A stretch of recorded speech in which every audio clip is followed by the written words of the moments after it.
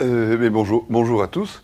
Donc l'objet de notre rencontre est de vous parler d'une d'une petite découverte qui m'est arrivée par le plus grand des hasards, et dont je vous parlerai. Mais comme chaque fois que pour le moment je prends la parole, on me parle du siège du Conseil de l'Union européenne, et pour calmer votre curiosité, j'ai demandé de mettre, hop, quelques images du bâtiment rue de la Loi dans l'état où il est, puisque c'est exactement dans un an que pour le moment Donald Tusk prendra ses fonctions officielles rue de la Loi. Donc, vous connaissez le principe. Donc c'est l'inverse, enfin c'est pas une ville verticale, c'est une ville cubique ce bâtiment. Vous savez que c'est une façade de vieux châssis en patchwork. Simplement pour vous montrer quelques images, pas du tout l'objet, une vue à l'intérieur entre la lanterne et la façade extérieure. Les coursives, les plafonds des salles avec des œuvres demeurant qui sont faites sur des cassettes standards d'immeubles de bureaux de ce style-ci, sur lequel on a tendu des feutres de laine multicolores. Hop, alors là, on pointe par où? Oui. Et ça, c'est une vraie photo. C'est pour ceux qui sont impatients, la lanterne n'est pas encore allumée. La symbolique là est simple. Hein, c'est une lampe de chevet. Hein, pendant la journée, l'ampoule est éteinte et la nuit, l'ampoule est allumée. Quoi, hein. Et si vous pensez aux analogies, à la symbolique de l'Union européenne, je vous laisse gamberger sur le sujet. Alors, la ville verticale. La ville verticale, en fait, est tout sauf quelque chose de nouveau. Quand on parle de la ville verticale, vous pensez tous immédiatement à ces bêtes très maladroites, objets technologiques brutaux et insignifiants que sont ce qu'on appelle un gratte-ciel, race de bâtiment qui n'existe que depuis un siècle, qui est assez éphémère, mais qui se construit à un rythme accéléré et donc pollue l'esprit de ce que pourrait être la ville verticale. Ceci est une photo à Cinque Terre en Italie, hein, entre le niveau du quai où on achète son poisson et la maison là en haut, on a monté 40 étages à pied sans s'en rendre compte. Mais voilà, en montant ces étages à pied, il s'agit de personnes âgées, hein, avec son cabas. Elle rencontre le cousin, la cousine, l'épicier, ramasse son pain, cause avec le curé, l'instituteur, caresse la tête, le crâne d'un petit gamin, bref, a une vie sociale absolument inimaginable entre l'achat de son poisson au pêcheur et la mise de ce poisson dans sa poêle à frire au 40e étage. Je n'ai pas eu l'occasion, en fait, je travaille beaucoup pour le moment avec Jean Attali, philosophe, prof à Paris-Malaquais, et on va probablement réécrire un bouquin sur l'ouvrage, mais il y a énormément d'exemples sur la planète, donc de sociétés tout à fait traditionnelles, sans la moindre technologie, quoi. Je veux dire, même pas de vélo. Hein. Je veux dire, on se balade avec ses jambes, sa tête, ses arbres, ses cinq sens. Ceci est une vue de Valparaiso, au Chili. Hein, la maison de Pablo Neruda est là en haut, quelque part, au 80e étage. Hein, et on y va aussi à pied, à partir du port de Valparaiso, sans le moindre du monde se soucier du fait qu'on est dans une ville verticale. Vous en avez des dizaines, et notamment avec Jean Attali qui est en train de faire un ouvrage que je vous recommande, il n'est pas encore sorti, mais qui est extraordinaire. Ça fait 15 ans qu'il travaille avec ces dynasties d'étudiants de 5e année d'architecture à Paris-Malaquais. Il fait un atlas comparé des villes de la planète, à même échelle. Et personne n'avait jamais fait ce travail, et fatalement, il a des dizaines de milliers de plans de villes, et est en train de faire une sélection, et je lui ai demandé de bien vouloir, après son ouvrage fondamental, que nous fassions un atlas des villes verticales sur les 5 continents. Alors, quelle est la problématique du développement de villes verticales telles que celle-là? Et encore, Valparaiso, vous voyez quelques arbres. Hein, ici, à Cinque Terre, heureusement qu'il y a les collines avec les oliviers au-dessus. La problématique concerne la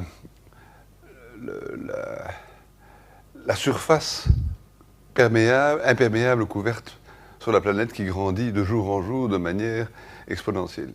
Et on a donc on est en train, en clair, sans bien s'en rendre compte, parce que c'est assez difficile à chiffrer, il se peut que grâce au... Vous connaissez tous la plateforme GIS, Global...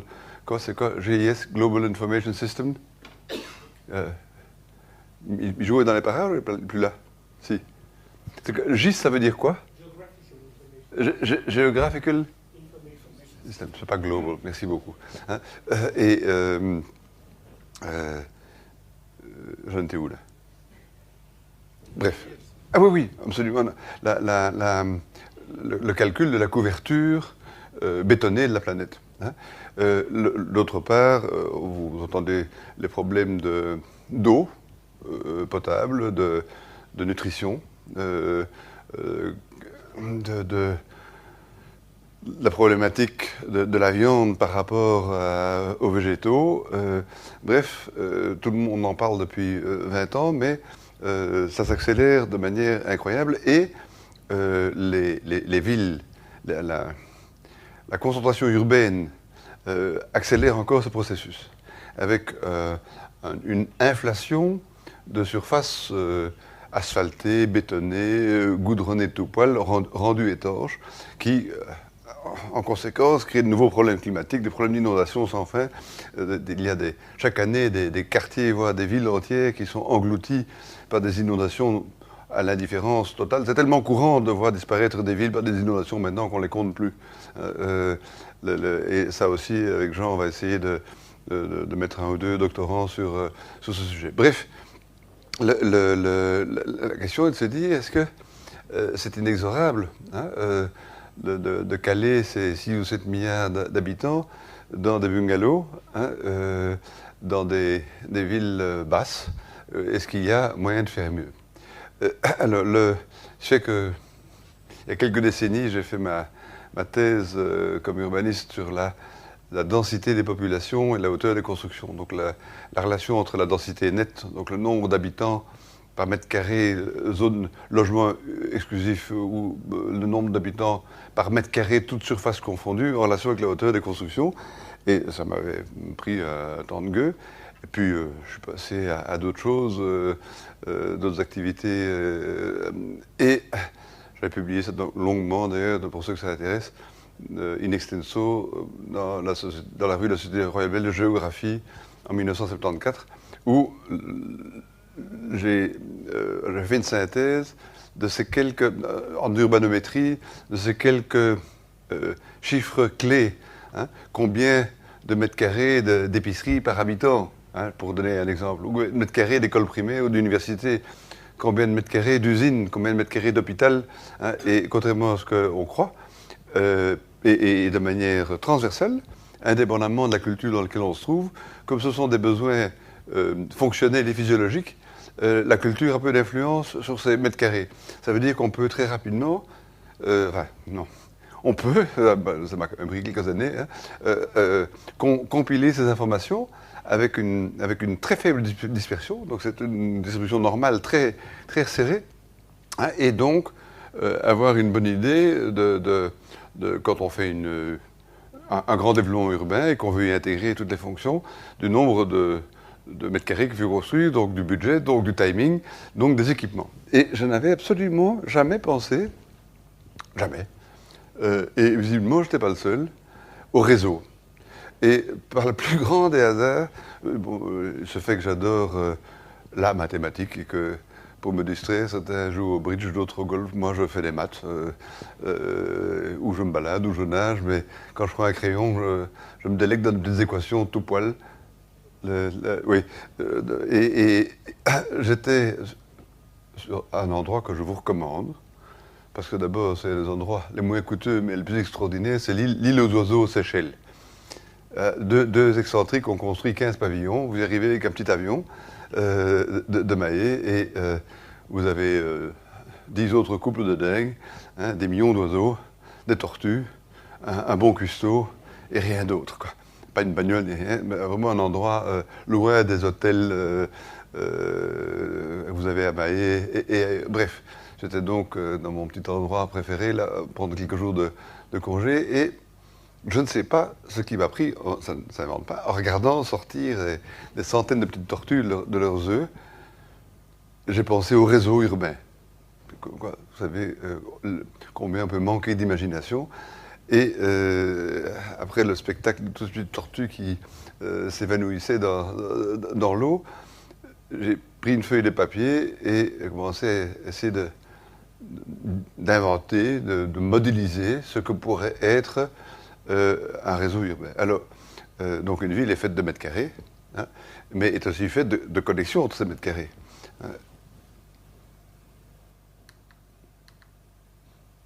On continue, on va aller au vu du sujet. Oui, donc ça c'est... ah. Bon, je vous demande un peu de patience, je vais essayer de faire ça dans l'ordre. Les images, c'est d'un manque d'imagination absolue. C'est l'ordre des images qu'il y a dans le petit bouquet La ville verticale que j'ai commis dans la collection L'Académie en poche. Alors, donc, ça tourne entre autres autour des questions des réseaux et de leur impact. Mais une chose qui me frappe, mais là je prends ma casquette d'architecte et d'ingénieur conseil, dans l'architecture contemporaine, c'est le côté artificiel de la pensée. C'est-à-dire que tout se passe, lorsqu'on voit les bâtiments qui se conçoivent et se construisent, comme s'ils étaient faits pour des êtres n'ayant ni sens ni âme. Donc, il ne serait ni doué de la... Enfin, la vue, oui, la vue, oui. La vue et les oreilles, le bruit, les images flashy, mais l'odorat, le goût et le toucher sont extraordinairement oubliés en architecture, et la vision et Louis Migeot étant là, ne me contredira pas, ou là, moi c'est les yeux, toi c'est les oreilles, quoi. Hein. Non, moi c'est les yeux uniquement, toi c'est les oreilles et la bouche, c'est donc extraordinaire. D'une part, et alors l'animus, le fait que nous avons une âme, hein, et pas uniquement un esprit, est quelque chose qui est évité dans une discussion architecturale. Or, elle est centrale, hein, dans l'affect que l'on peut développer pour un lieu dans lequel on a envie de vivre, un lieu dans lequel on a envie de se rencontrer. Et c'est captivant. J'ai l'impression d'être un explorateur, de me trouver comme Livingstone le long du fleuve Congo il y a X temps, hein, de simplement refaire des outils de travail élémentaires pour guider mon crayon hésitant de concepteur, architecte ou ingénieur conseil. Et j'ai dressé une série de... Enfin, et on a fait ça pour... chaque fois qu'on est quelque part sur la planète, on refait ces graphiques. Toutes ces données, vive Internet, sont disponibles et téléchargeables, et on fait ce genre de graphiques. Un stagiaire fait ça en une journée. Mais ceci, c'est des graphiques pour Bruxelles-Ville. C'est la quantité d'énergie solaire que l'on récolte par mètre carré. Alors, le 100%, c'est 1100 kWh mètre carré an, à Bruxelles. Hein, et donc, c'est fatalement quelque chose comme à 30 degrés sur la verticale vers le sud qui peut s'en douter. Mais ce qui est étonnant, hein, c'est qu'au nord, sur une face verticale au nord, vous avez encore 35% de cette manne énergétique. Donc 35, ça fait quelque chose comme 400 kWh mètre carré an. Donc c'est énormément d'énergie. Donc ça veut aussi dire qu'au nord, il faut mettre une protection solaire si votre façade reçoit le soleil. Et au nord, vous pouvez aussi imaginer que d'ici quelques années, vu l'évolution des technologies photovoltaïques, avoir une façade qui récupère l'énergie solaire sur une face verticale au nord sera d'une banalité totale.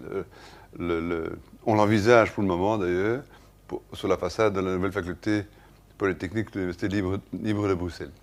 Mais ce genre de graphique est essentiel pour les villes et l'organisation des bâtiments, parce que le soleil, si vous voulez, apporte cette énergie, Alors d'habitude, sa première expression, c'est la chaleur, mais tout ingénieur sait qu'avec la chaleur, on fait du froid, avec des pompes à chaleur, et que donc l'important, c'est pas de se protéger du soleil, c'est de prendre cette énergie et de la rendre utile, c'est-à-dire d'utiliser chaude en hiver et froide en été, entre guillemets, et puis d'avoir des tampons thermiques. Toutes ces techniques, toute cette science d'ingénierie est enseignée aux ingénieurs polytechniciens depuis plus d'un siècle, mais simplement, elles ne sont pas encore appliquées.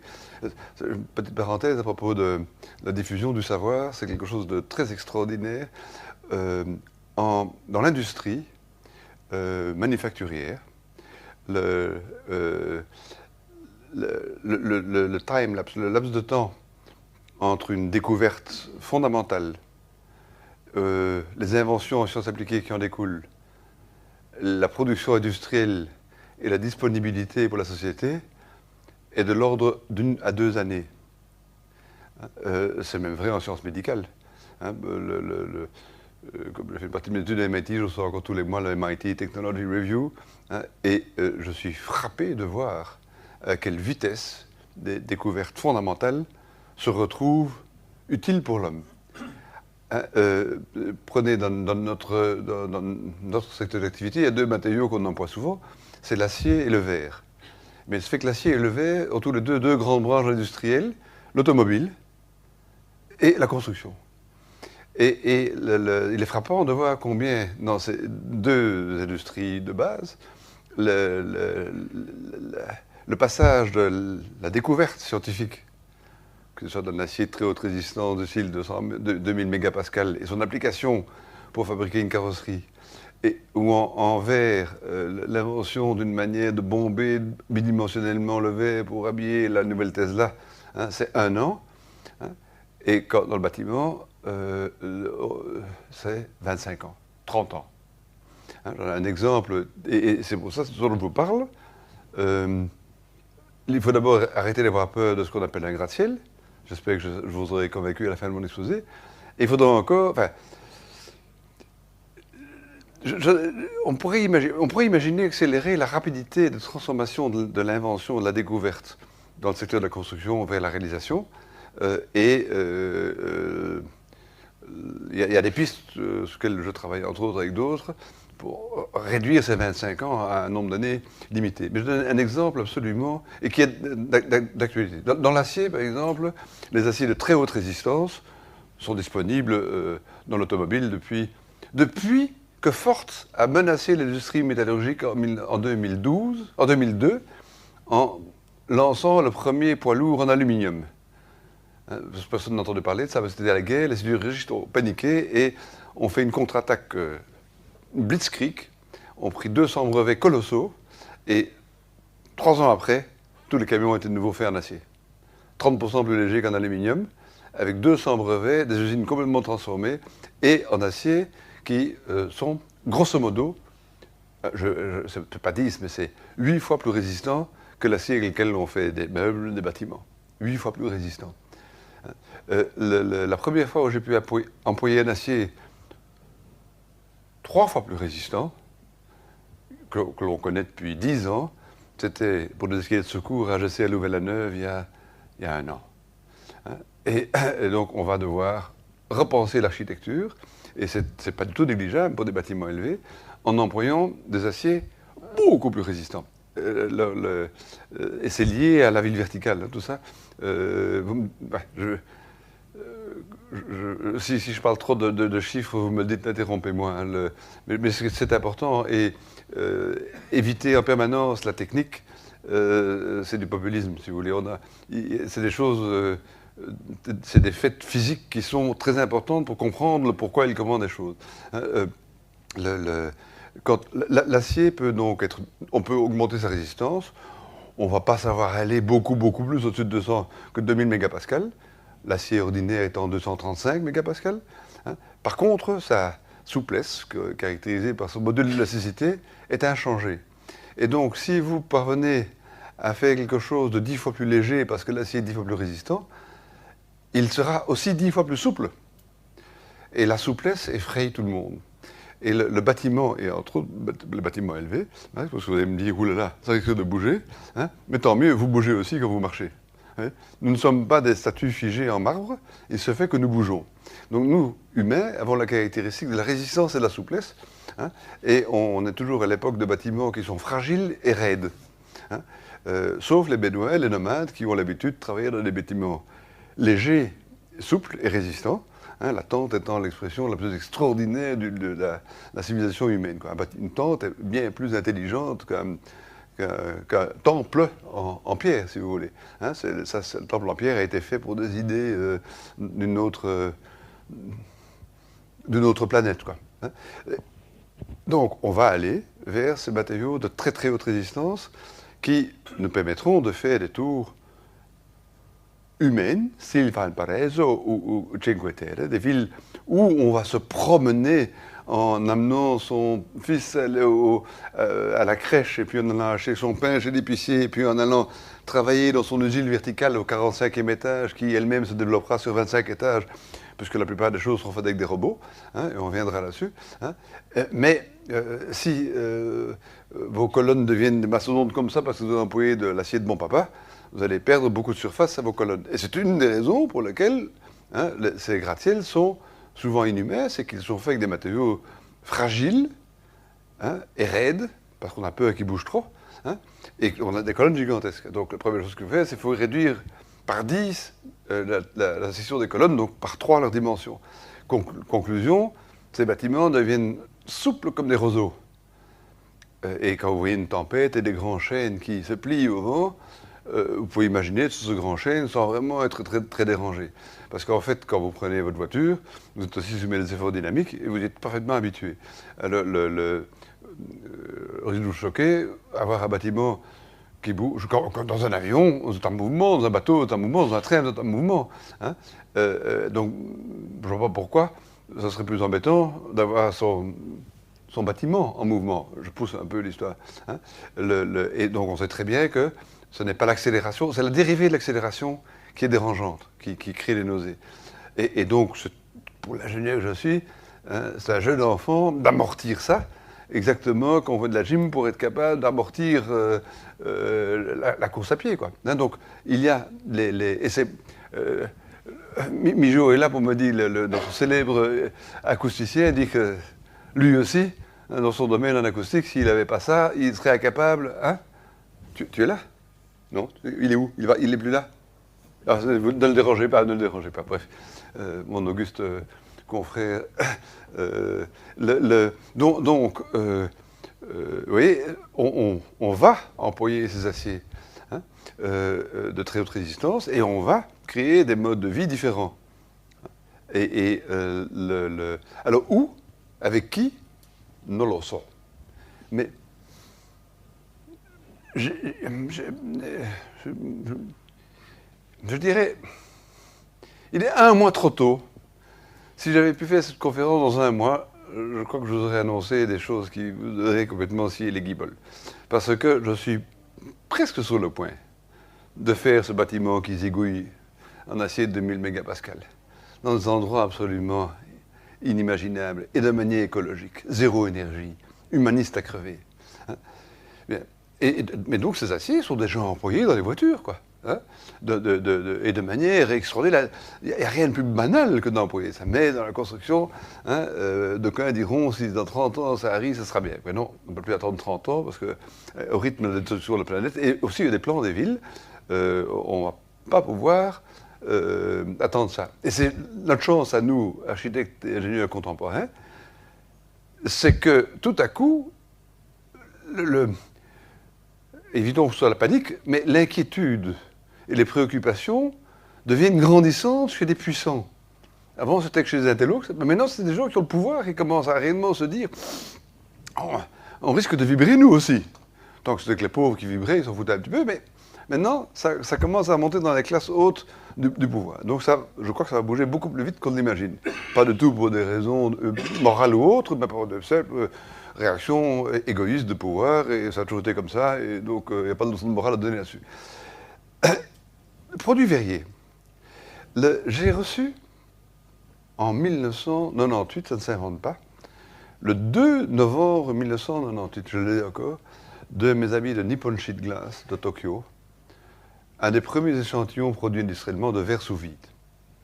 1998. Ça fait 17 ans, dans un mois, ça fera 17 ans. Dans un mois et un jour, ça ferait 17 ans, moins un mois et un jour. L'invention a été faite, parce que ça aussi c'est tout nouveau, hein, c'est les découvertes qui se passent dans des universités qui ne sont pas MIT, Berkeley, l'UCL, l'ULB, hein, mais University of New South Wales, Sydney. Hein, où deux profs ont mis au point un verre sous vide composé de deux verres de 3 mm, espacés de 0,3 mm, hein, dans lequel on a fait le vide, et ces deux feuilles de verre ne s'écrasent pas les unes sur les autres parce qu'il y a des colonnes en acier inoxydable de 0,5 mm de diamètre, de 0,3 mm d'épaisseur, placées tous les 2 cm. Ça ne s'invente pas. Hein. Et comme évidemment on ne peut pas imaginer mettre un bord comme le double vitrage, c'est infâme, crasse d'aluminium et de silicone qui est une pollution dramatique, ils ont bien été obligés de faire de la céramique. Donc on a un verre extraordinaire, hein, qui a été produit en laboratoire en 1997. C'est donc deux feuilles de verre de 3 mm. On peut faire des grands vitrages, tout ce qu'on a besoin pour un bâtiment normal, hein, qui fait 6 mm d'épaisseur et qui est plus isolant que du triple vitrage actuel qui fait 10 cm d'épaisseur. Plus isolant, il fait 6 mm. Hein, et il n'y a pas de silicone, il n'y a pas d'aluminium. Hein, il n'y a donc aucun déchet. Je veux vous dire que si on parle de double vitrage, il faut aller se balader au port d'Anvers, hein, chez les démolisseurs, pour voir les piles d'aluminium collées au silicone. Hein, et ça, la seule manière de s'en débarrasser, c'est les brûler, les incinérer. Hein.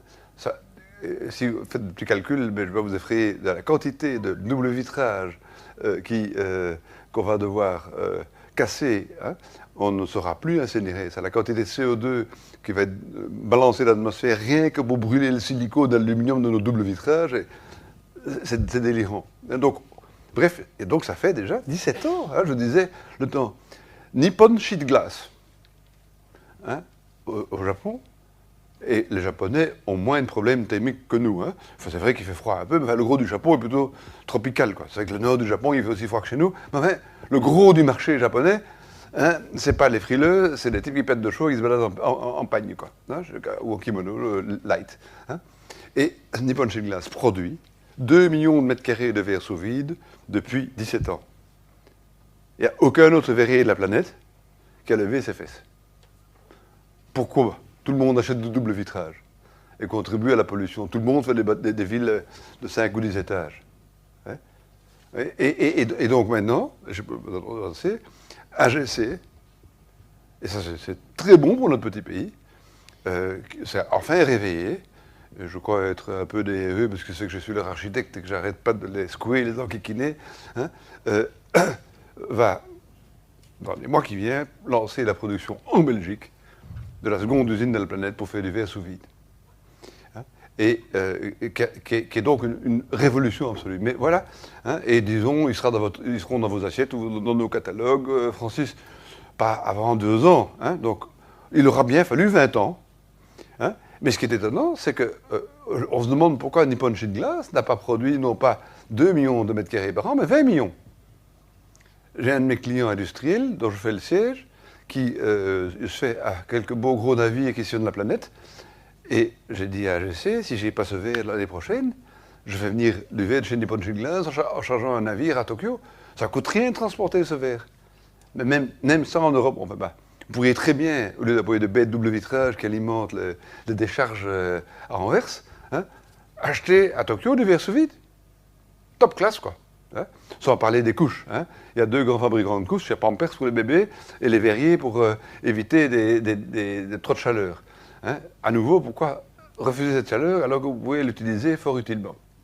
Donc pour vous dire qu'on est dans une préhistoire profonde, c'est une seule activité humaine, hein, et donc on peut comprendre le mouvement postmoderniste, hein, dans les années 80, qui a été écœuré de cette gabegie, de cette fausse technologie de la construction, hein, et qui a eu une tentation passéiste, si vous voulez. Hein, et encore maintenant, à propos, tant qu'on n'a pas des bons aciers, du bon verre, il vaut peut-être mieux continuer à construire en bois ou en terre crue. Construire une maison en terre crue, maintenant, en Belgique, make sense, hein, ça a tout son sens, quoi.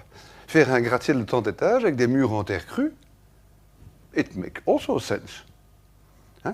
On n'est pas obligé de mettre des murs en terre crue sur la Terre, on peut les mettre à 450 mètres d'altitude, quoi. D'ailleurs, à Valparaiso, c'est pas à 450 mètres, mais c'est quand même déjà assez haut aussi. Vous voyez. Donc, il y a cette incapacité, ce manque d'imagination, hein, ce passéisme qui fait qu'on voit les bâtiments avec des yeux de patriarches absolument hallucinants. Hein. Et donc, je reviens, parce que depuis que j'ai écrit ce petit machin, mais à côté de ça, je fais ça le week-end pour m'amuser. C'est ça, je dois vraiment travailler pour alimenter mon assiette. Mais j'ai plein de notes avec des confrères de la planète me donnent des petites idées. Je vais faire une nouvelle version avec d'autres ajouts de techneutes, comme on dit en flamand, hein, de technologistes, quoi, hein, pour dire combien c'est important. Mais on va d'abord aller au bout de ça, parce que on va voir quand vous en aurez marre, quoi, hein, parce que je peux vous tenir une journée là-dessus. Hein, et surtout sur des graphiques comme ça, mettez-vous dans le coco, quoi. C'est 30% de l'énergie solaire sur une face verticale au nord. Hein. Mais donc ça veut dire que vous devez aussi mettre des protections solaires. Hein. Sinon, vous allez devoir mettre du conditionnement d'air dans votre pièce qui est éclairée au nord. Et quand vous regardez à l'est et à l'ouest, hein, vous êtes encore à 70% du meilleur angle au sud. Donc, en d'autres termes, si le coût de votre cellule photovoltaïque diminue de 30%, alors qu'elle a diminué de 600% dans les 5 dernières années, vous pouvez tartiner aux façades verticales, les 4 façades, avec du photovoltaïque, c'est devenu rentable. Et on va voir apparaître ça. Maintenant, si on fait ce contenu sur raisonnement, les villes qui étaient blanches deviendront toutes noires avec le photovoltaïque. Hein. Et malheureusement, on n'a pas encore inventé du photovoltaïque blanc. Hein. Mais on invente du photovoltaïque de couleur. Et vous voyez, comme tout est mélangé en tout, hein, si je peux provoquer la société, ou si notre UNIF, le bâtiment d'ingénieur, si le bâtiment d'ingénieur est tout noir en photovoltaïque, tout le monde comprendra que c'est fou d'ingénieur, on nous le pardonnera. Mais faire un immeuble de logements sociaux au cœur de Bruxelles en photovoltaïque noir, je ne suis pas sûr que la société de logement trouvera ça sympathique. Et les habitants non plus d'ailleurs. En quoi? Ils n'ont pas nécessairement raison, hein. Parce que est-ce que le noir est moins beau que le blanc? Hein, c'est autre chose. Hein, et il y a d'autres manières de faire vibrer les couleurs.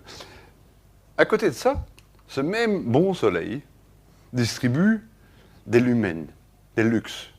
Hein, cette lumière visible. Et ce graphique qui donne la quantité de lux au nord, sur une surface verticale en haut, au nord, au sud, en bas, à l'est et à l'ouest, et au centre un plan horizontal, nous l'avons dressé, chez nous, au bureau, sur base de tableaux faits par Dogno, le docteur Dogno, le patron de la recherche à l'Institut Royal Royal Météorologique à Uccle, hein, en 1950.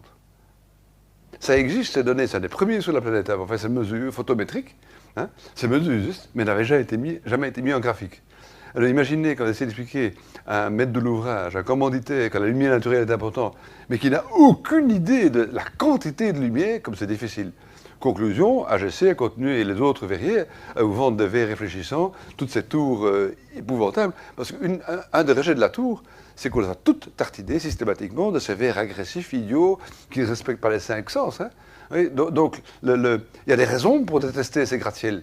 Parce qu'ils sont détestables, parce qu'ils attaquent nos sens de manière violente. Hein. Alors, la bonne nouvelle maintenant, c'est grâce à ISPRA, au Joint Research Center européen de ISPRA, on peut télécharger, donc ce que Dogno a fait il y a 60 ans maintenant, a été fait entre-temps par l'Europe pour le monde entier, et on peut, où qu'on travaille maintenant, et on l'a fait pour nos projets en Chine et ailleurs, faire ce même genre de graphique en téléchargeant les données de ISPRA. Alors, regardez comme c'est intéressant. Donc ça, c'est pour le nord-est-ouest. Ah!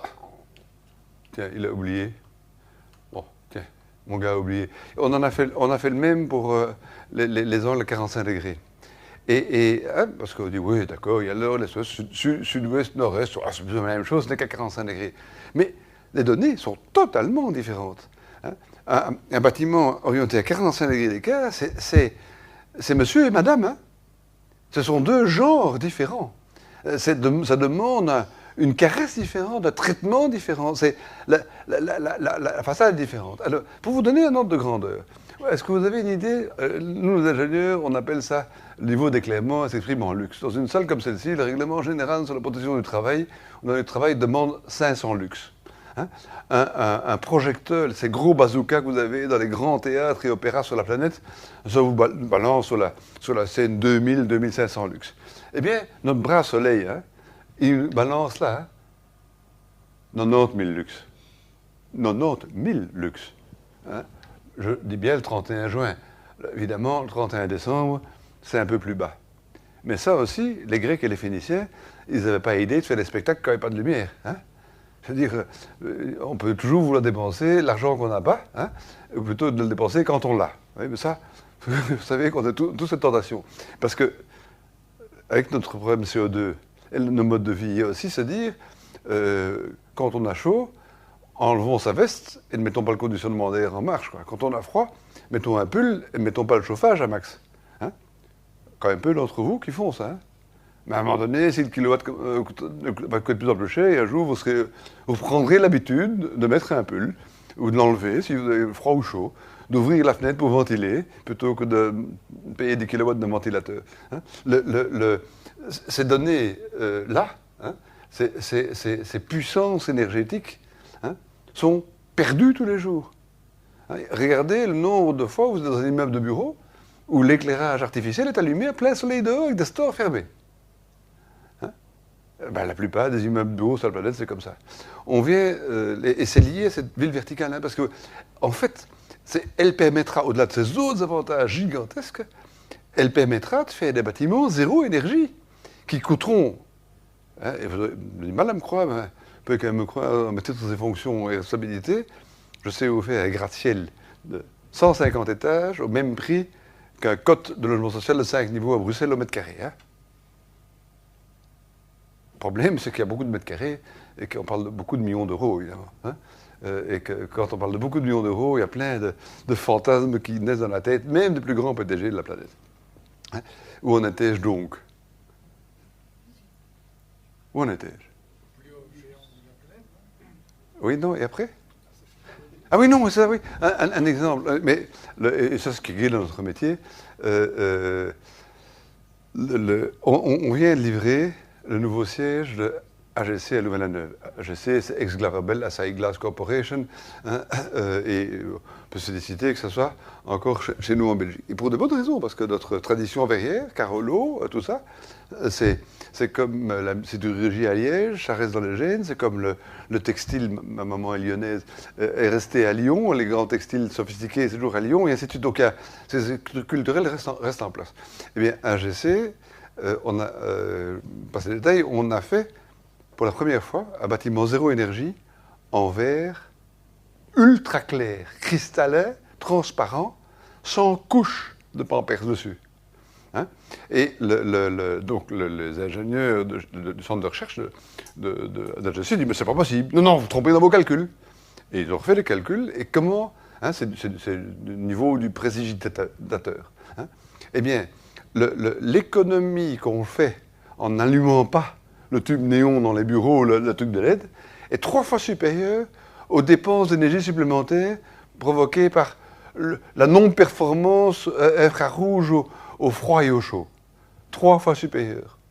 Et donc, en mettant du verre extra clair, plus des ventelles un peu particulières, enfin, il y a quand même des trucs là derrière, hein, on parvient à redonner un bâtiment transparent, les gens ont de nouveau de la lumière naturelle. Non, ces tours, parce que ça c'est le problème des tours.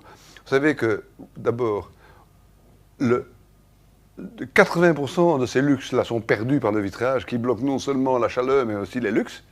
Mais ce qui est pire, c'est qu'on ne vous dit pas, c'est qu'on bloque aussi votre acuité visuelle, l'indice de rendu de couleur. Donc dans ces immeubles de bureaux, vous êtes obligé de travailler avec un tube néon, parce que si vous éteignez la lumière, vous avez tous un air vert, jaune, bleu ou rose, quoi.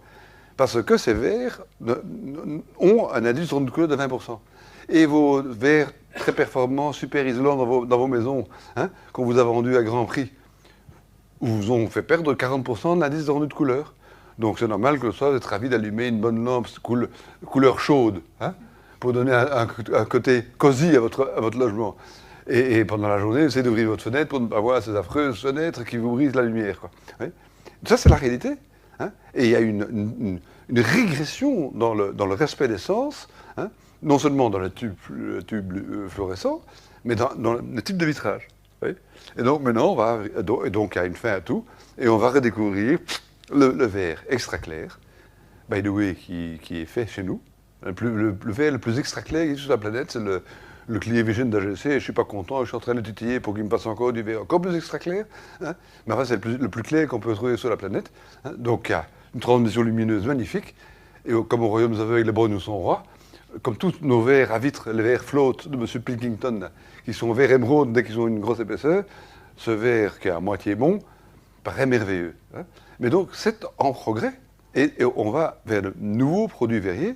Et le verrier qui ne sera pas capable de suivre AGC va devoir fermer boutique. Et si AGC n'est pas capable, dans les 2 ans à venir, de me faire un verre encore plus transparent, c'est eux qui fermeront boutique. Hein. Donc cette compétition industrielle est extraordinairement saine et est en train de se développer. Et j'espère, comme je vous disais, que les cycles de passage de l'invention, du dépôt de brevet, hein, à la production industrielle, voire même production industrielle avant l'obtention du brevet, parce que quand la demande est déposée, on est protégé.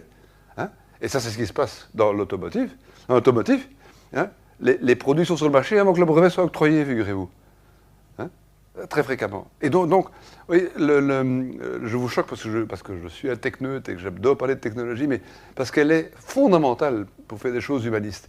Hein, le bobo qui vous raconte que comme architecte il est attentif, tout le bazar, mais qu'il n'a rien au niveau technique, il va simplement copier les mêmes conneries, hein, que l'industrie lui balance dans des catalogues, hein, ou qu'il voit à la télé. Quoi, hein. Et on a une obligation de chercher à la source les informations. Donc, l'acier de très haute résistance, du verre extra clair, du verre sous vide sans silicone, l'aluminium, matériau scandaleux. Hein. Enfin, comment est-ce qu'on ose encore employer de l'aluminium dans la construction? Ben, la plupart châssis sont en aluminium, par habitude, par erreur. C'est très peu performant, c'est très mauvais, mais c'est des croyances. Le silicone, la pape silicone, hein, vous imaginez cette quantité de déchets, c'est un truc qu'il faut éliminer, mais tout le monde maintenant, rejoins-toi, ces châssis à sa maçonnerie avec une bonne pape silicone, quoi. Hein. Mais c'est une quantité de déchets prévisible, absolument inadmissible. Vous n'avez pas besoin de ça. Vous pouvez vous contenter d'un joint en mousse, même dans un gratte-ciel comprimé, hein, qui, elle, est parfaitement recyclable. Alors, je continue un peu sur l'acier, parce que c'est très... Si on fait des bâtiments... Une des raisons de faire des bâtiments élevés, c'est que, évidemment, vous allez les faire en acier. Et on parle de faire en acier pour le plaisir de faire en acier, mais on fait en acier parce que c'est quasi le seul matériau 100% recyclable au plus bas coût énergétique par tonne. Et souvent même, on peut le réemployer tel quel. Hein, la tôle peut être utilisée, la poutrelle peut être utilisée, on le démonte, maintenant on les soude de manière extraordinaire et on les scie en morceaux. Hein, et puis, comme de plus en plus, il y a de l'acier qui circule, et je suis en train... Vous savez qu'il y a déjà 30% d'acier recyclé sur la planète. Il y a 30 ans, 2%. Donc, quand est-ce qu'il y aura 100% d'acier recyclé sur la planète? Il n'y aura jamais 100%, parce que l'acier rouille quand même encore un petit peu. Hein. Et puis, mais à un moment donné, aura-t-on encore besoin de tant de matière? Parce que ce qui se passe, c'est qu'en recyclant cet acier, vous le dopez, c'est-à-dire qu'en recyclant de l'acier 235, vous faites du 2000 mégapascal. Donc, avec le même acier, vous faites de l'acier qui doit être employé en quantité 10 fois moindre. Et donc, on va avoir de plus en plus de résistance disponible avec de moins en moins de matière. Oui.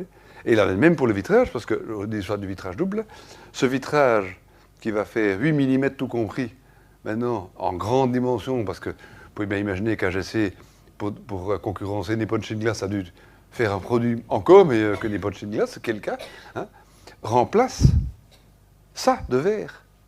Donc le vitrage est non seulement aussi isolant que ça, mais est 8 fois plus léger et consomme donc 8 fois moins de verre, sans silicone et rien. Oui. Donc, je fais partie des optimistes. Ces technologies nous permettent d'évoluer de manière dingue. Hein. Et tout ça, la lumière naturelle. Hein, la lumière naturelle et ce bon kilowatt chaud qui nous arrive, qu'on peut transformer en froid, hein, c'est vraiment notre matière première. L'architecte, hein, c'est pas un faiseur de volume. Le dessin, c'est le fait du peintre. Le volume, c'est le fait du sculpteur. Le confort, c'est le fait du médecin. La résistance, c'est le fait de l'ingénieur. De quoi s'occupe l'architecte? Eh bien, nous, on s'occupe du rien. Notre métier, c'est de maîtriser le vide, ce qu'il y a entre les choses construites. Et j'assure que c'est très compliqué. Parce que pour pouvoir maîtriser ce rien, il faut connaître un peu de tout. Oui. Et c'est ce qui crée beaucoup de confusion dans la manière dont on pense architecture. Quand vous racontez ça à un commanditaire, il dit mais qu'est-ce que j'ai pris comme fou d'architecte, hein? Il faut un peu de temps pour l'expliquer. Oui. Mais c'est en expliquant ça qu'on se rend compte qu'on parvient à réduire la quantité de matière. Et que donc il faut se contenter sur les fondamentaux. Je ne vous parle ici que de... parce que ça peut durer longtemps, que de la lumière. Migeot pourrait raconter, il devait être là aujourd'hui, un bouquin que je me réjouis de lire, hein, sur la musique et l'acoustique. Ça va être un best-seller de l'Académie. Il coûterait de tous ces bouquins ici. Je vous engage de l'acheter. Moi, je voulais l'acheter aujourd'hui, mais il n'est pas là. Il est problème de couverture. Je l'aurai demain, hein, au samedi. Migeot pourrait vous raconter la même chose dans son domaine auquel je suis complètement incompétent, que moi en lumière et en couleur, qui est plutôt mon domaine. Alors, la trajectoire du soleil, hein, ça c'est quelque chose de magique, de mafique. Hein. Vous avez tous appris ça à la télé. Hein.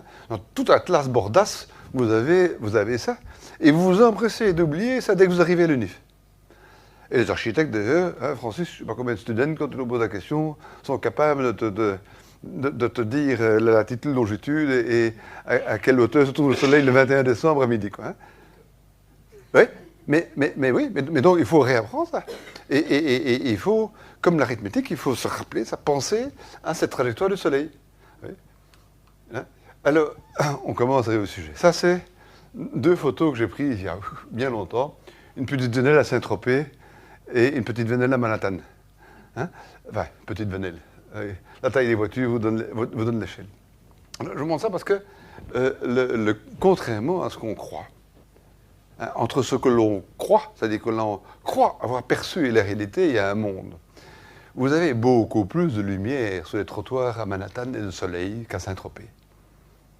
Et vous avez beaucoup plus de lumière en plein cœur de Manhattan que dans les quartiers d'Ixelles. Hein? Et il y a des raisons très très simples, ça je vais vous montrer, vous comprendrez. Hein? Et ça a à voir aux règles d'urbanisme. Alors, je vous disais que une ville, et ce qui est amusant, c'est que ce genre de modèle très abstrait, imaginez les trucs assurés, c'est des bâtiments. Hein? Et pour 100 000 raisons, on peut classer n'importe quel morceau de ville dans une de ces 12 configurations-là.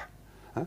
La dispersion mathématique est très très faible. Hein? Et ça donne chaque fois des cas différents. Donc c'est des bâtiments, c'est la vue en plan d'un bâtiment, et puis on va calculer la densité d'habitants par hectare ou la surface de plancher par rapport au sol en fonction du nombre d'étages d'un bâtiment pour chacune des caractéristiques qu'il y a là. Et vous voyez alpha égale à 1 là. Je ne sais pas si j'ai mis alpha égale à 2 là, non, peu importe. Hein. Donc ça, c'est la densité d'habitants. Et vous remarquez que cette densité plafonne très très vite. Et quel que soit le cas de figure, hein, à partir de 25 ou 30 étages, vous n'avez aucun gain à faire des bâtiments élevés. Hein. Et vous retrouvez quelque chose de très très extraordinaire, sur lequel je reviendrai. Hop, c'est quoi ça? Ah là là, ça voilà. Il y a un pointeur là. Oui. Vous voyez ici, j'ai tiré une ligne à 5 niveaux. 4-5 niveaux. Et on se retrouve, en fait, si je vais en arrière, le cas 11 et 12. Hein, vous voyez, les cas 11 et 12, c'est des îlots. Hein, c'est Los Angeles, par exemple. Hein, et vous voyez qu'il y a, un maximum là, dans ces hauteurs. Donc, et ces graphiques sont établis, j'ai oublié de vous le dire, sur une règle ancestrale qui dit que les bâtiments doivent être espacés en fonction de leur hauteur. Hein, en d'autres termes, si vous faites un bâtiment 10 mètres de haut, eh bien l'autre ne peut pas être à moins de 10 mètres. Si c'est un bâtiment de 20 mètres de haut, l'autre ne peut pas être à moins de 20 mètres. Hein, et toutes les règles d'urbanisme, absolument partout en Europe, sont basées sur cette règle. exprimée d'une manière ou d'une autre, édulcorée. Alors, on a l'habitude de dire que la hauteur, que l'espace entre des bâtiments ne peut pas être inférieur à la hauteur pour des orientations sud et nord, et ne peut être inférieur à 2 fois la hauteur du bâtiment est et ouest, puisque qui le crut, le soleil est plus bas à l'est et à l'ouest. Hein. Et puis, on peut faire, pour les mêmes configurations, les 12 qu'on vient de voir, hein, calculer l'emprise au sol. Alors là, évidemment, qu'il le crut, au plus on va haut, au moins on consomme du territoire. Ouais. Et ça, ce sont des extraits de ma thèse d'urbaniste d'il y a quelques décennies, qu'on peut toujours utiliser et dont les données sont toujours exploitées. Et en gros, on peut résumer ça dans une relation, et retenir ça par rapport à ma petite découverte des Seychelles. Hein. On peut avoir un graphique en 3 dimensions où on note la densité nette, donc ça c'est le nombre d'habitants par hectare dans la partie de la ville. Vous avez isolé du gâteau à tarte la partie de logement, hein, en fonction de la densité en fonction de la densité brute.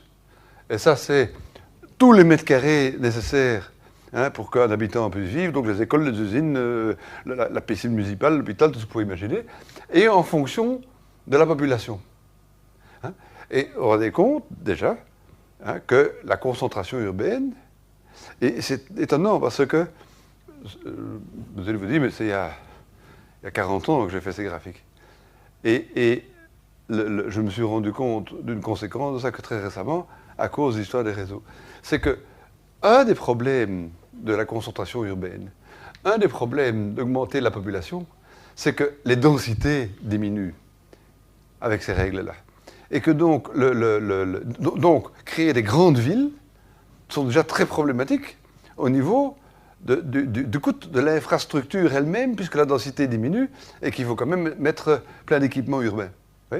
En d'autres termes, le mètre carré d'hôpital, d'usine, d'école, par habitant grandit, hein, d'une part. Hein. Alors, maintenant, alors que nous nous attachons à cette règle de hauteur par rapport aux écarts des bâtiments, qui trouve sa légitimité dans des villes raisonnables. Hein, et la ville raisonnable, elle a 4 millénaires, 5 millénaires. Hein, on retourne à l'Égypte ancienne et on a des traces de bâtiments de Ré plus 3, Ré plus 4. Et avec ces questions d'ombre. Hein, et vous verrez combien cette ville est en effet raisonnable et on fait des rues. Hein.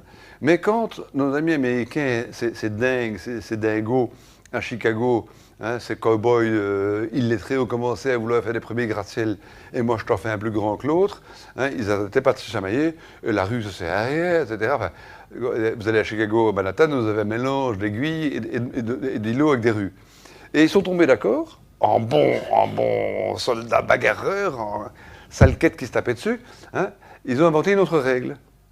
Et qui est, en fait, et c'est amusant parce que c'est des amoraux qui ont inventé une règle morale. Vous voyez, comme quoi, hein, tout est en tout. Hein. Et ils se sont dit, mais, tombons d'accord qu'on ne se donne pas, qu'on ne se crée pas de l'ombre l'un sous l'autre trop longtemps. Et ils ont inventé, c'est les premiers zones regulation de Chicago et de downtown Manhattan, hein, la règle 1 or 2 hour shadow. Et quand on fait ça, hein, donc ça veut dire que vous prenez cette tour là ici, hein, eh bien, vous voyez, hein, ça c'est pour 1 heure d'ombre, eh bien, vous avez ici 13 degrés 16 minutes. Hein, la seconde tour là, mais c'est là dans l'ombre 7 degrés 32 minutes, et ainsi de suite. Ouais. Et en faisant ça, et là vous avez les détails. Hein, je me suis amusé parce qu'il faut faire ces petits calculs. C'est des calculs, oui, vous voyez vos cours de poésie, tous les calculs qu'il y a dans mon petit bouquin, vous les faites facilement. Hein, et si vous savez plus comment on calcule la somme d'une série, vous allez regarder sur Internet et ça sera aussi vite fait. Hein. Et donc, je me suis amusé à faire ça à nouveau, dans les 2 cas 11 et 12 des graphiques précédents, là, hein, pour retrouver les petits par rapport à mes travaux antérieurs. Et avec 1 heure ou 2 heures d'ombre. Alors, et c'est ça que j'avais oublié de montrer. Je vous disais que j'ai oublié des photos. Si vous allez sur Google, hein, et que vous regardez des visions 3D de Sao Paulo, de Manhattan, hein, vous voyez ça. Et pourtant, il y a du soleil dans les rues. Oui. Mais évidemment, pour les raisons que je viens de vous dire, il y a une heure d'ombre et entre l'heure d'ombre et le soleil, quoi. Oui. Hein? Et cette densité qui vous paraît absolument insupportable, eh bien, en fait, c'est le fait de la plupart des downtown délirants chinois, Shanghai, par exemple, hein, répond à ça. Et en fait, c'est tout sauf mauvais. Nous, on a des visions BCBG, des oh là là là, c'est des cow-boys, c'est des fous, c'est des autres. Hein. Et analysons ça un peu plus près. Bon, l'architecture est assez vulgaire de ces machins.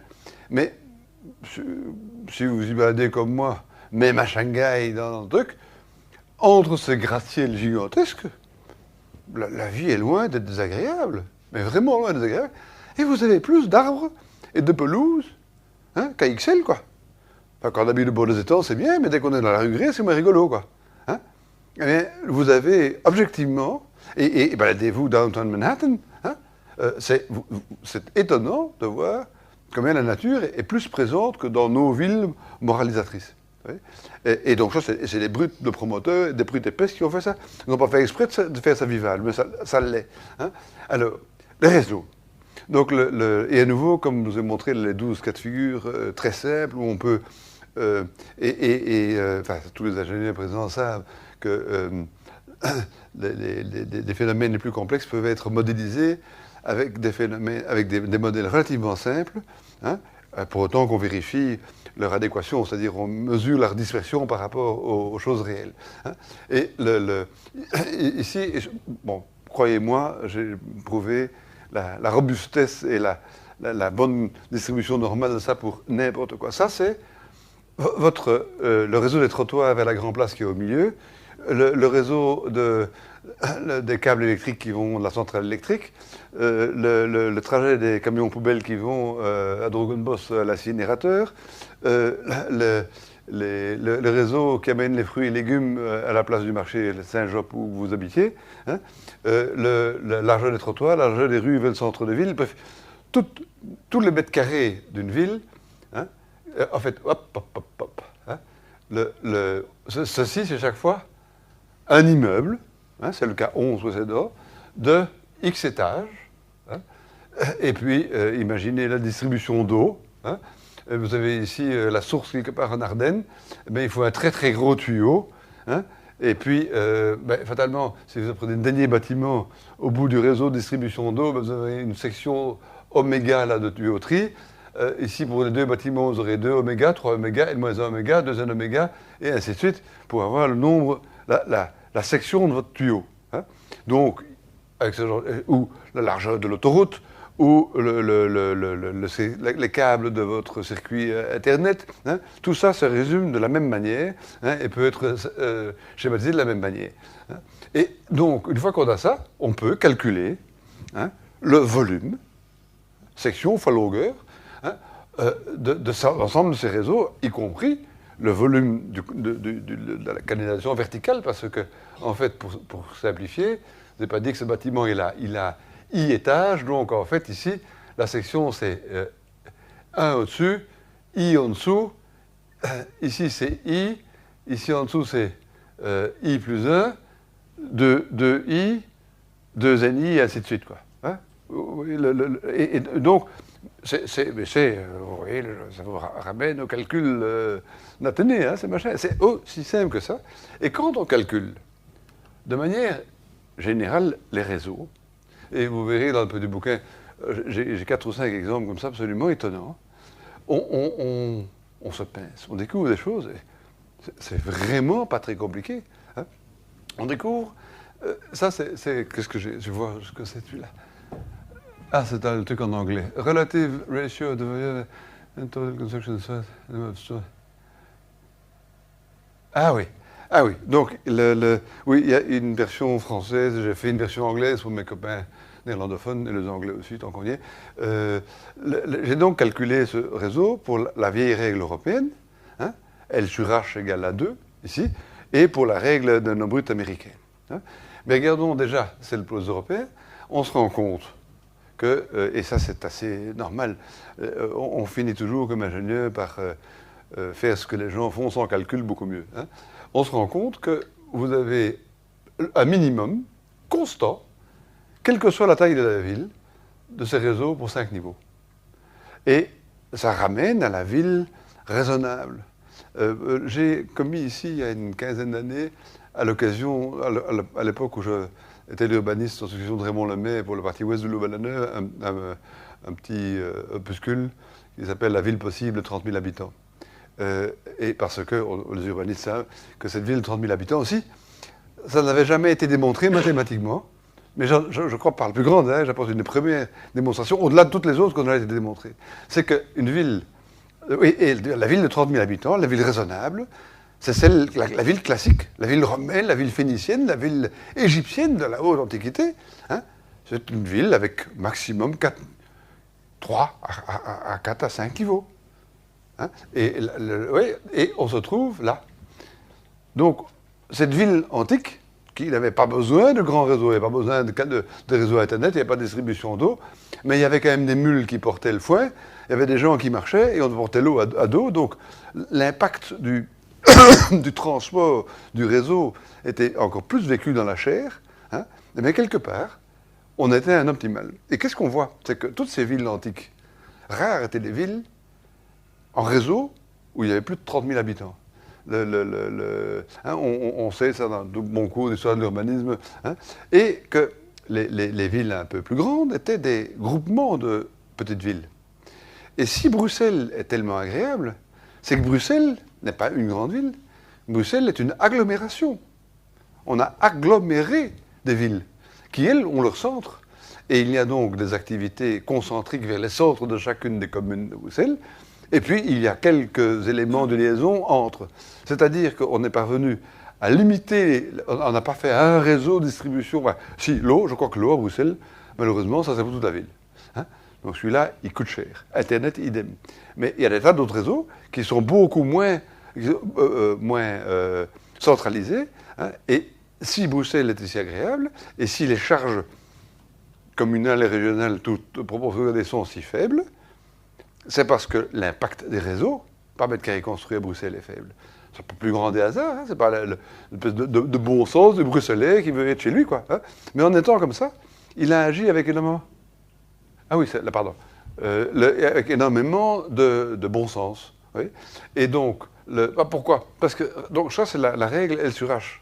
Donc la règle valable en Europe, hein, on va, évidemment, devoir aller à la règle américaine, qui est beaucoup plus intelligente et développement durable et sustainable que la règle celle-là, hein, parce que on a plus de gaz solaire avec la règle 1 heure d'ombre qu'avec 8 heures d'ombre, comme chez nous en hiver. C'était une rue à XL, en hiver, hein, il n'y a pas un peu de soleil, plein soleil du matin au soir, quoi. Il n'y a pas de soleil dans la rue, quoi.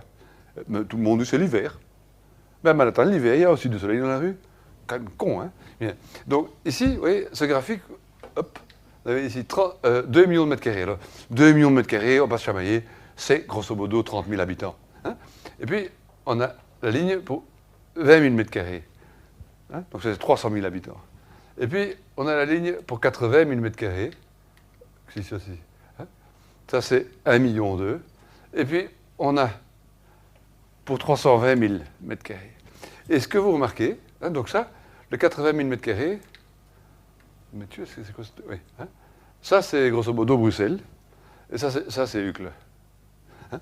Et donc, vous remarquez que donc ça, c'est le rapport de volume, hein, ramené à l'unité de surface. Ouais, c'est un nombre adimensionnel, hein, qui donne l'impact, le coût absolu par mètre carré du réseau. Donc, on passe de 1 à 10. Donc tout ce que vous mettez à Bruxelles en réseau centrifuge de l'ensemble de Bruxelles coûte 10 fois plus que ce que vous allez mettre dans chacune des communes.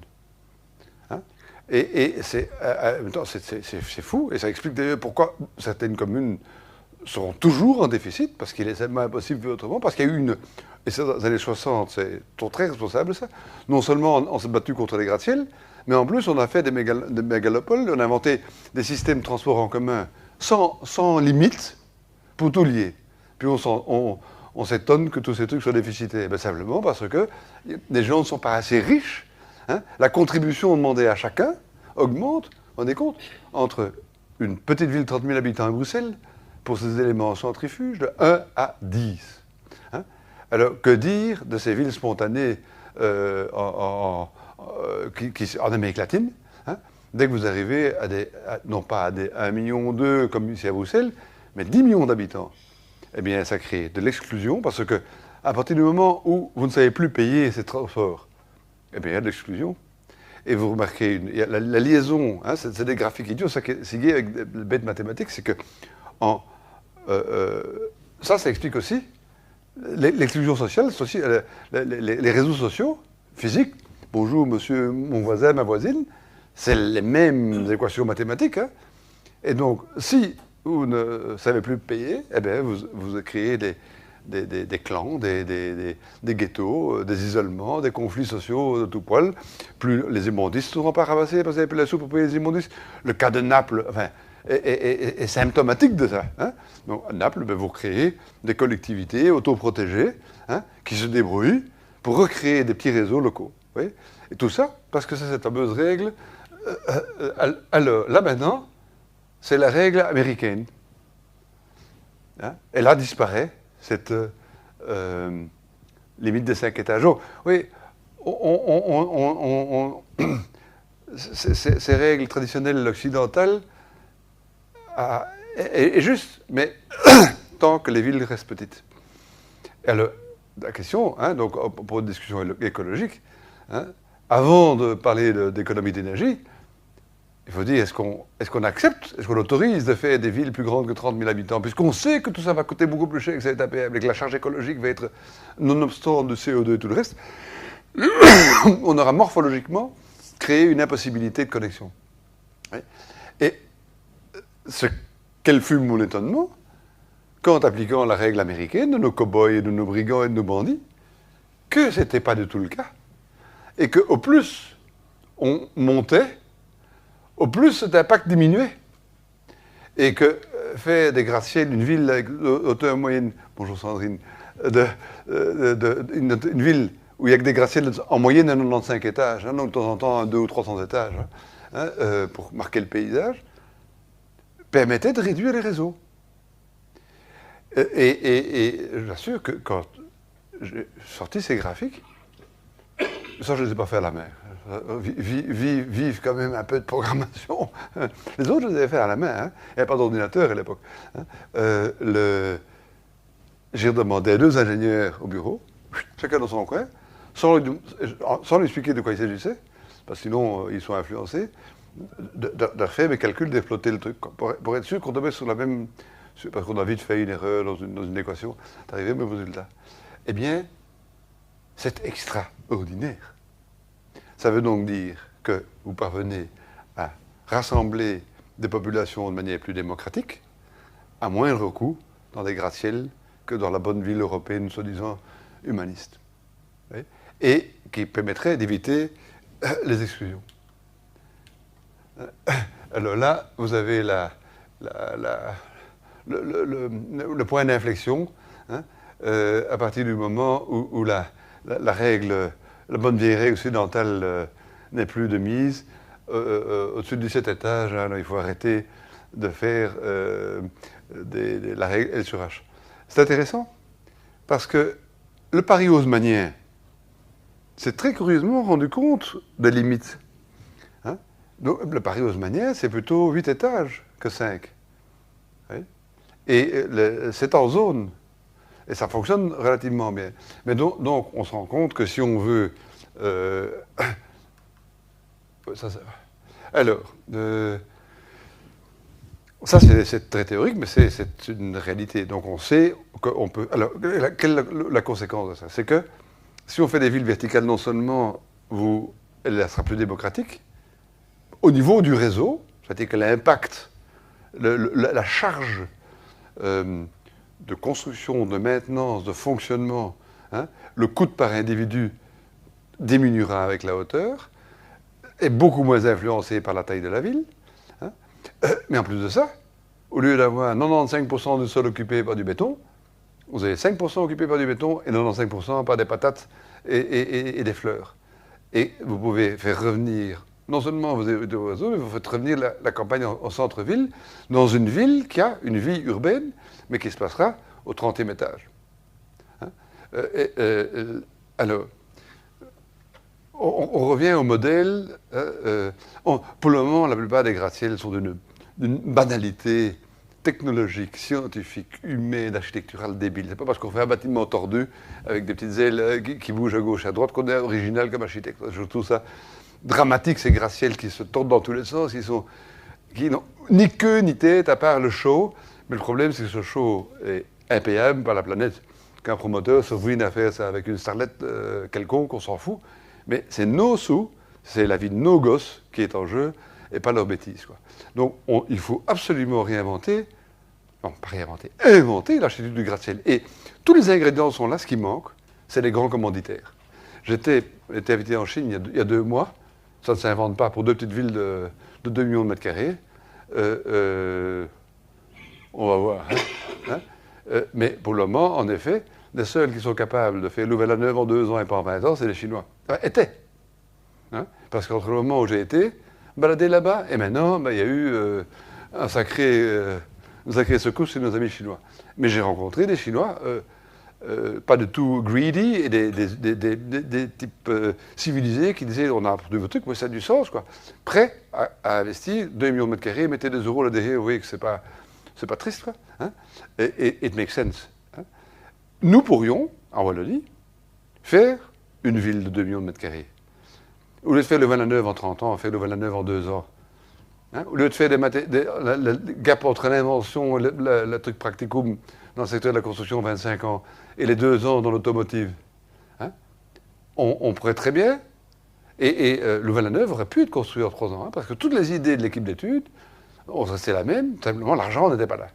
Hein, mais on pourrait très très bien imaginer faire une ville de 2 millions de mètres carrés, ville nouvelle en Belgique, hein, quelque part en Wallonie, avec un gratte-ciel central de 180 étages. Hein, humaniste, et dans lequel il fera bon vivre. Je vais vous montrer des exemples. Alors oui, on essaye. Ah, ça, c'est quelques projets. Ça, c'est la tour de collège à Courtrai qu'on est en train de construire. Et ça adresse l'histoire des grands balcons. Quand on fait les tours, il faut mettre des bouts de jardin à l'étage. Si vous allez vous balader à Milan, tu as vu Bosco Verticale? Ça, c'est magnifique. De Boeri, hein, à Milan, il faut aller voir Bosco Verticale. C'est 2 tours où il est venu mettre des arbres, des grands arbres, dans des bacs de 3 mètres sur 3 mètres de terre, hein, au 20e étage. Et ce type, il est complètement fou. Hein, parce que dans la gazette d'architecture, ça donne de très belles images en plus. Et le jour où j'y étais, et en fait, c'est le génie du lieu. Parce que ce que personne ne montre, c'est qu'à Milan, dans cette zone de Milan, ça fait près d'un siècle qu'il y a des arbres sur toutes les terrasses. Ça fait partie des habitudes, et c'est pas du tout nouveau. Et simplement, Boer, il a eu le génie de l'exprimer d'une manière magnifique. Hein. Et donc, la terrasse pour le logement, quand on fait une tour, et on sait se protéger du microclimat, je veux dire, c'est le jardin dans les airs, quoi. Hein. Et ici, comme on sait en Flandre, et qu'on n'est pas à Milan, je ne suis pas parvenu à mettre des arbres. Enfin, je n'ai pas pensé à mettre des arbres, ce n'était pas le but. Ça, par contre, c'est un projet que je regrette vivement. Vous ne me croirez pas. C'est une commande que j'ai eue pour Dexia, juste avant qu'il ne se casse la pipe, pour l'entrée de la Défense à Paris. Et ce projet make sense. C'est la première tour creuse. Hein, là, vous reconnaissez l'endroit. Hein, c'était une tour que de 100 étages, mais de 54 mètres sur 54, creuse en son milieu.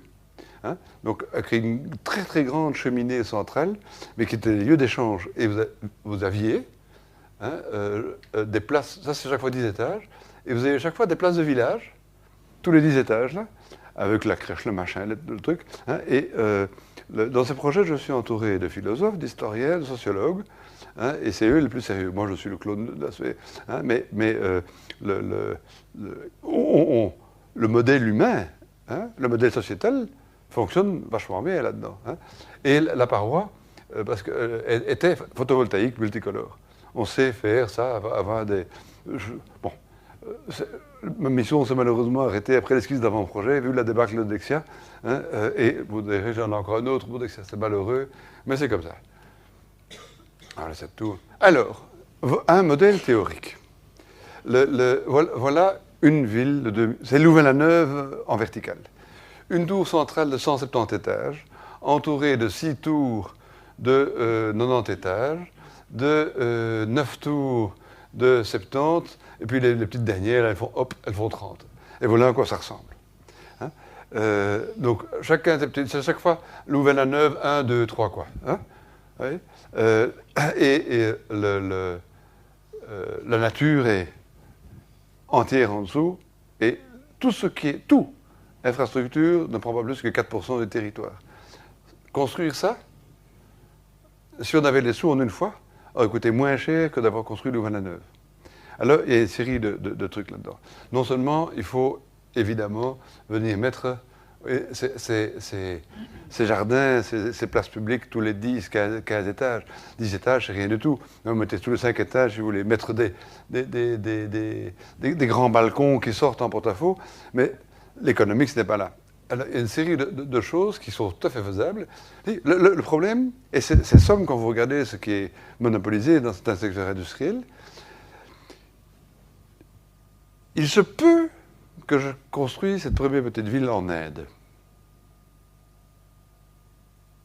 Hein, pour 100 000 bonnes raisons. En Inde, hein, il y a des gens pauvres là. Hein, et je ferai un acte social. Parce que les moyens y sont. On oublie trop souvent l'Inde. Hein. Tout le monde est obsédé par les autres grandes puissances. Mais l'Inde travaille, comme on dit. Et non seulement travaille, mais travaille sur un socle culturel d'une solidité et d'une fécondité tout à fait étonnante. Et ils sont très très ouverts à plein de choses. Bref, donc, vous voyez ces tours creuses, hein, c'est des spaghettis, les pâtes creuses, hein, avec un trou au milieu. Le macaroni, comme les macaronis, hein, avec des trous qui sortent à gauche et à droite. Et donc ce tour-là, aux 30 mètres de diamètre. Donc, vous imaginez bien que vous ne savez pas faire tenir une tour comme ça, toute seule. Et si je peux vous dessiner ça, et ça n'est pas un hasard, et c'est la limite de ça, mais après tout, vous avez des tas de jolies petites villes italiennes qui ont ces profils vous voyez, comme ceci, ici, où ça monte et ça redescend. Hein, et en faisant ça, vous pouvez relier le sommet de ces tours avec des câbles qui tiennent ces tours ensemble. Et qui fait qu'il n'y a jamais un morceau, vous voyez, transformé. La quantité de structure que je dois mettre dans cette tour, hein, est égale à la quantité de béton que je mets dans l'immeuble Avenue des Uns ici en face. Vous nous montrez par calcul est élémentaire, mon cher Watson. Hein, et la quantité d'acier mis dans ces câbles à 2000 mégapascales ici, des hommes de Lachen, comme on dit en flamand. Hein, et si en plus j'emploie ça comme téléphérique pour le parcours express, hein, pour aller voir le maire au 107e étage de la tour centrale, ou le curé, hein, c'est encore plus gai, quoi. Hein. Et donc, on va employer ces câbles pour créer des structures à un coût dérisoire. On va travailler avec ces grands, d'où l'intérêt d'employer ces métaux qui coûtent, au niveau énergétique, la même quantité d'énergie que l'acier, le mauvais acier. Hein. Donc, vous avez 10 fois moins d'énergie consommée par kilo d'acier, par kilo de résistance, si vous voulez. Et la raideur dont tout le monde avait fait peur, la souplesse dont tout le monde avait peur, ben, elle n'existe même plus là. Et même si j'ai envie qu'une tour danse entre les deux, ben, je ferai la première 350 étages, comme ça, elle bougera un peu. Hein, faire une vraie tour d'1,5 km ou 2 km de haut.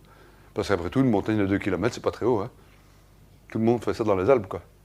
Hein, et ça n'est pas compliqué. Et donc, en plus, ça permet de faire des voyages. Rien n'est plus gai que de prendre un téléphérique dans les Alpes. Hein. Il y a des gens même qui payent très cher pour ça. Vous imaginez. Hein, et là, on l'aurait gratuit pour aller dans son logement. Hein. Alors, à côté de ça, les ascensoristes ne sont pas en mal d'invention. Vous connaissez tous le maglev qui relie l'opéra de Shanghai, l'aéroport Shanghai à downtown Shanghai. Hein.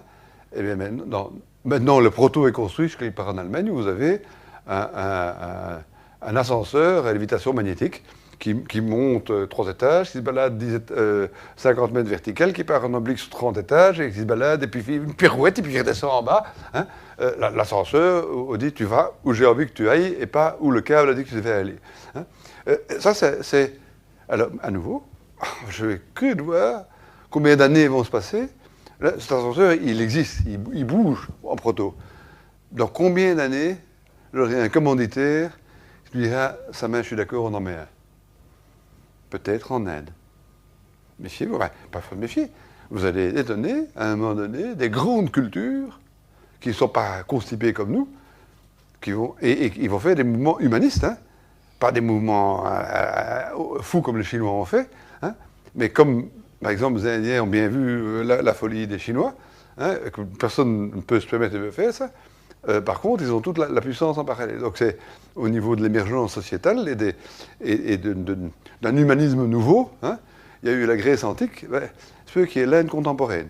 Hein, I'm very serious about it. Hein, et pourquoi? Parce que ils comprennent ça. Alors, il y a un autre truc que vous n'avez pas vu encore ici, dans mes petites images. Vous voyez, ces ponts.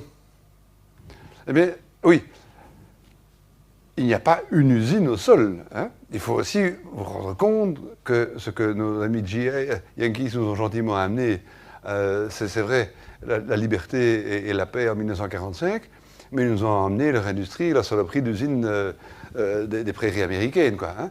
On a remplacé les champs à vaches, hein, par des boîtes, des caisses en tôle et en béton préfabriqué, hein, qui polluent toutes nos... Et on appelle ça des zonings industriels, quoi. Hein, c'est un faible mot pour cette injure en l'environnement. Hein. C'est d'une inefficacité totale. Quand vous imaginez le coût des réseaux, routes, eau, gaz, électricité, hein, que les gens des bras petites communes l'ont payé pour avoir l'industrie et 200 emplois qui ne valent pas tripette, quoi. Mais ce qu'ils ont dépensé pour ces 200 emplois comme infrastructure, ça, comme on met ça sur plusieurs législatures, ça disparaît dans les impôts communaux. Hein. Hein, l'analyse fine des impôts communaux peut vous faire frémir, hein, le gâchis dans les infrastructures. Quoi. Donc, évidemment, avant la Seconde Guerre mondiale, toutes nos usines étaient verticales. Hein. Moi, qui figure-toi, toutes les usines textiles à Gand, c'était des usines de 7-8 étages, quoi. Hein. À Liège aussi. Hein. Même encore en 1990, Renault à Villefort faisait des bagnoles sur 4 étages, quoi. Et vachement bien, hein, cette usine, parce qu'on sait qu'on a failli lui donner une nouvelle façade, hein, cette usine, déjà bien robotisée, fonctionnait extraordinairement bien. Hein.